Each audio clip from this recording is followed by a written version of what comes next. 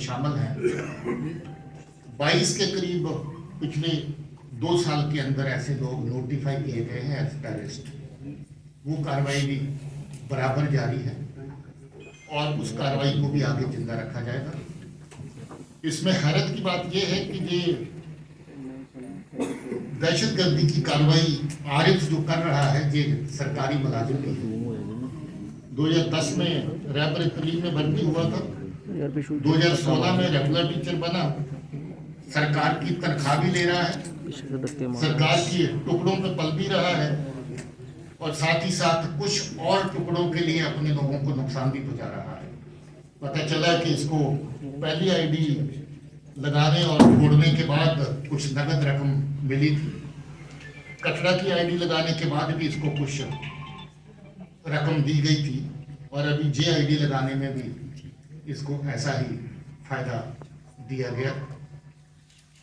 अब ये देखें कि किस हद तक ये चीज एक एक चंद टुकड़ों के लिए लोगों की जान के साथ खिलवाड़ करना, लोगों का नुकसान पहुंचाना, ये सही लगता है मगर शर्म की बात है इसके लिए कि ये दहशतगर्द सरकारी मुलाजिम भी है। अब इसकी मुलाजिमत तो जाएगी, इस केस में भी इसको अंजाम जो है भुगतना पड़ेगा। आज आपको मिलाने के लिए हम लोगों ने इस हादसे में जो लोग जख्मी हुए थे उनको भी लाया है, तो आप इस प्रेस के बाद उनके साथ मुलाकात भी कर सकते हैं कि उनके जज्बात, उनकी फीलिंग क्या है। और हम चाहते भी थे कि उनको जब इंसाफ मिले तो उनको पता चले कि जम्मू कश्मीर पुलिस जो है वो उनके लिए कितनी ये जरूरी था कि इस केस को वर्कआउट किया जाए। मैं इस टीम को अच्छे से गाइड करने के लिए, इस टीम को दिन रात जो मेहनत कर रही थी इसको पल पल इनका हैंड होल्डिंग और उनकी सपोर्ट करने के लिए जो सीनियर ऑफिसर हैं, डीआईजी रेंज हैं, एडीजी जम्मू है मुकेश साहब, इनको भी मुबारकबाद देना चाहता हूँ, कॉम्प्लीमेंट करना चाहता हूँ। ये बहुत तकड़े टीम वर्क का नतीजा है कि ये केस वर्कआउट हो पाया, वरना ये केस इसलिए भी मुश्किल था कि इस बंदे ने अपने कपड़े तक जला दिए, कोई एविडेंस इसने छोड़ा नहीं, जूते भी जला दिए जो पहन के गया था, कपड़े जला दिए जो गया था, फोन अपना तोड़फोड़ करके आग लगा के उसको जला दिया। ये चाहता ही नहीं था कि कुछ सुराग वहाँ पर बचे, मगर जो जम्मू पुलिस की जो टीम लगी हुई थी उसकी काबिलियत है, उनकी मेहनत है कि उन्होंने छोटे मोटे हर एविडेंस को, दहशतगर्दी की साजिश के पीछे कौन लोग शामिल थे उनको बेनकाब किया है। आप जानते हैं 21 जनवरी को रात को जो 2 बॉम्ब लगाए गए, 20 की रात को, जो 21 की सुबह फटे।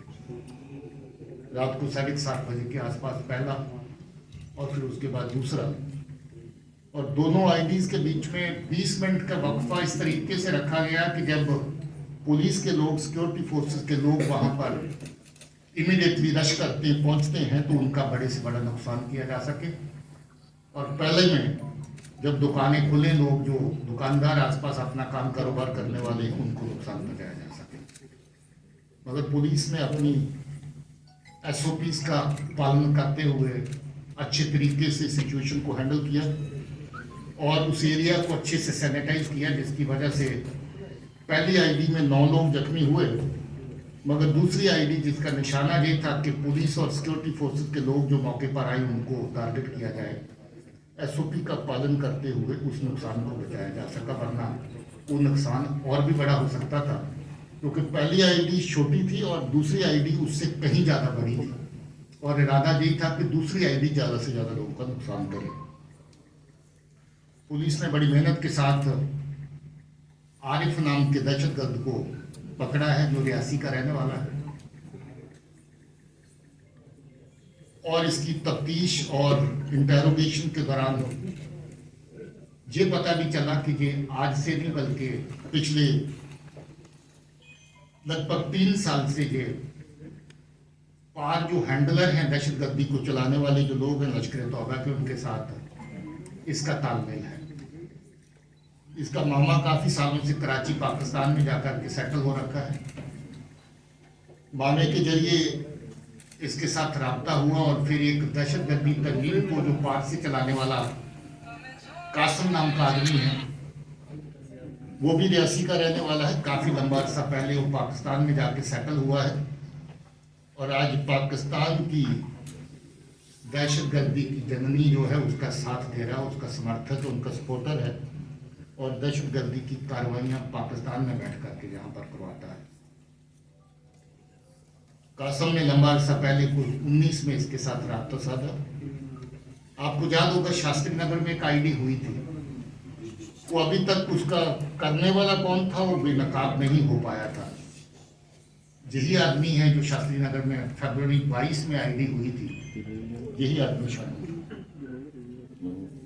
आप दहशतगर्दी की जननी जो है उसका साथ दे रहा है, उसका समर्थक, उनका सपोर्टर है और दहशतगर्दी की कार्रवाइयाँ पाकिस्तान में बैठ करके यहाँ पर करवाता है।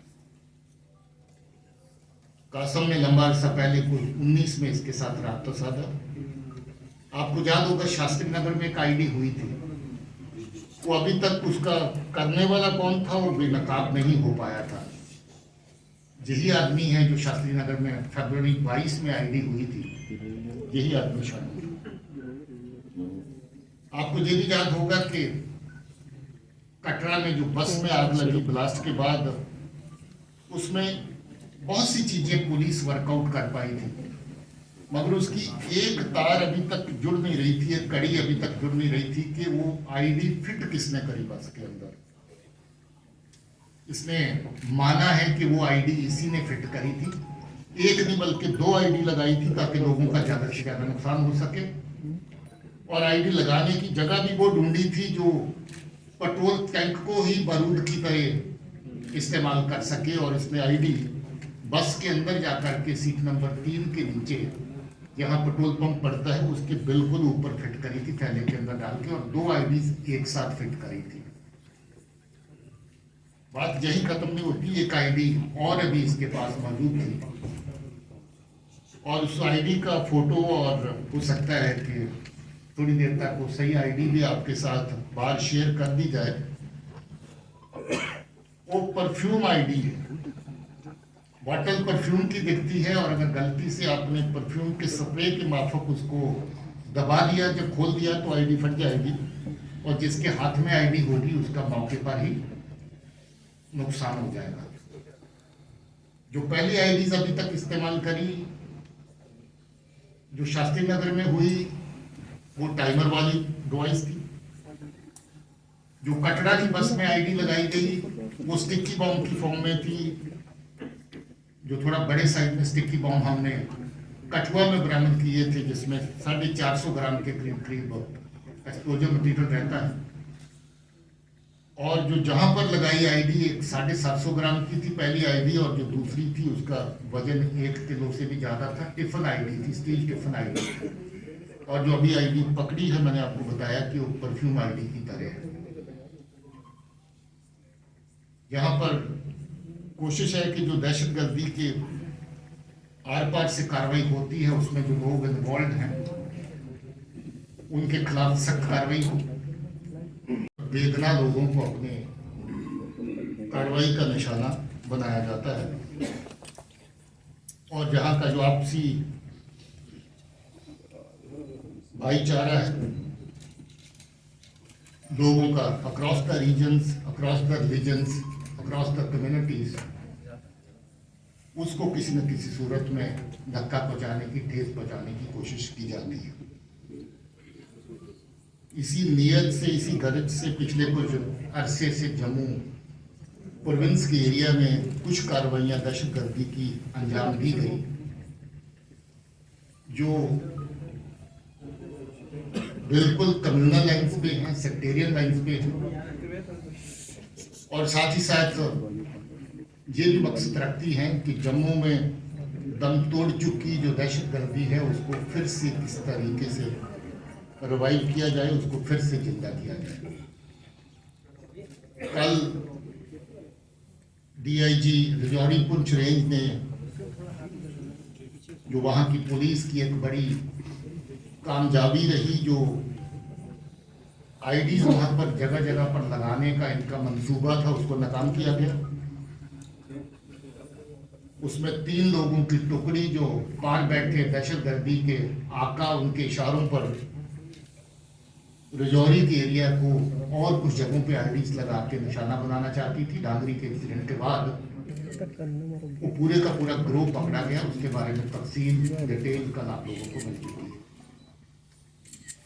आज हम जम्मू के नरवाल में जो 2 आईडी ब्लास्ट 21 जनवरी को हुए थे, उसकी डिटेल आपके साथ साझा करने के लिए आए हैं। मैं सबसे पहले जम्मू पुलिस को, एसएसपी जम्मू, उनकी टीम को, एसपी साउथ, डीएसपी साहिबान और एसएचओ और बाकी टीम के लोग जो हमारे पीछे खड़े हैं, उनको शाबाशी देना चाहता हूँ, मुबारक देना चाहता हूँ कि उन्होंने बहुत ही मेहनत के साथ इस केस को वर्कआउट किया है और इस दहशतगर्दी की साजिश के पीछे कौन लोग शामिल थे उनको बेनकाब किया है। आप जानते हैं 21 जनवरी को रात को जो 2 बॉम्ब लगाए गए, 20 की रात को, जो 21 की सुबह फटे। रात को 7:30 बजे के आसपास पहला और फिर उसके बाद दूसरा, और दोनों आईडीज के बीच में 20 मिनट का वक्फा इस तरीके से रखा गया कि जब पुलिस के लोग, सिक्योरिटी फोर्सेस के लोग वहां पर टाइमर वाली डिवाइस थी, जो कटरा की बस में आईडी लगाई गई वो स्टिकी बॉम्ब की फॉर्म में थी। जो थोड़ा बड़े साइज में स्टिकी बॉम्ब हमने कठुआ में बरामद किए थे, जिसमें 450 ग्राम के करीब एक्सप्लोजिव मटीरियल रहता है। और जो जहां पर लगाई आईडी 750 ग्राम की थी पहली आईडी, और जो दूसरी थी उसका वजन 1 किलो से भी ज्यादा था। टिफन आईडी थी, स्टील टिफन आईडी। और जो अभी आईडी पकड़ी है, मैंने आपको बताया कि वो परफ्यूम आईडी की तरह है। यहाँ पर कोशिश है कि जो दहशतगर्दी के आर पार से कार्रवाई होती है, उसमें जो लोग इन्वॉल्व हैं उनके खिलाफ सख्त कार्रवाई हो। पिछले काफी अरसे से हम लोग एक दहशतगर्द तंजीम को, जिन्होंने दहशतगर्दी की कार्रवाई में यहाँ पर हिस्सा लिया, उनके डोजियर तैयार किए और उन सब तंजीमों को जो दहशतगर्दी को जहाँ पर चलाते हैं उनको बैन करने की कार्रवाई गवर्नमेंट ऑफ इंडिया की सतह पर की गई।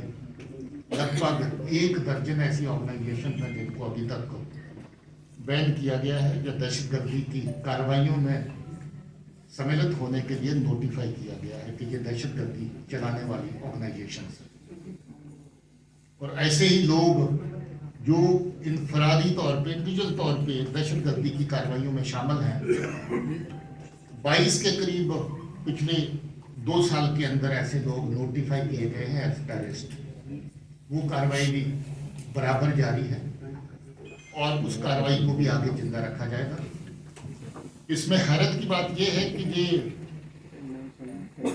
दहशतगर्दी की कार्रवाई आरिफ जो कर रहा है, ये सरकारी मुलाजिम भी है। 2010 में रैबर तलीम में भर्ती हुआ था, 2016 में रेगुलर टीचर बना, सरकार की तनख्वाह भी ले रहा है, सरकार के टुकड़ों पे पल भी रहा है और साथ ही साथ कुछ और टुकड़ों के लिए अपने लोगों को नुकसान भी पहुंचा रहा है।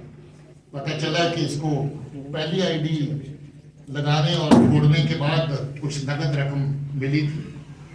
कटरा की आईडी लगाने के बाद भी इसको कुछ रकम दी गई थी और अभी जे आईडी लगाने में भी इसको ऐसा ही फायदा दिया गया।